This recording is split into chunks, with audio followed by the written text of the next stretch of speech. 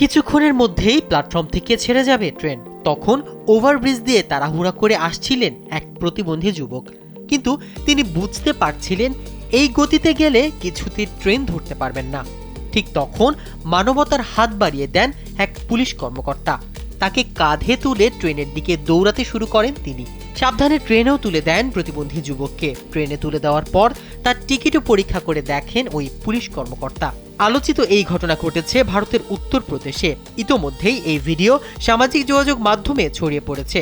সংবাদ মাধ্যমের প্রতিবেদন অনুযায়ী ওই পুলিশ কর্মকর্তার নাম অশ্বিনী কুমার।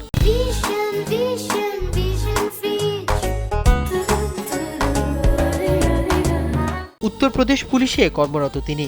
ডিউটি শেষে বাড়ি ফিরছিলেন ওই পুলিশ কর্মকর্তা, কিন্তু নির্দিষ্ট স্টেশনে নেমে ওভারব্রিজে ওঠার সময় তিনি দেখেন প্ল্যাটফর্মে দাঁড়িয়ে থাকা ট্রেন ধরার জন্য তাড়াহুড়ো করে যাচ্ছেন এক প্রতিবন্ধী যুবক। তবে একটি পা না থাকায় ভালো করে চলতে পারছেন না তিনি। এদিকে ট্রেনও ছাড়ার সময় হয়ে গেছে। তখন সঙ্গে সঙ্গে যুবককে কাঁধে তুলে নেন পুলিশ কর্মকর্তা।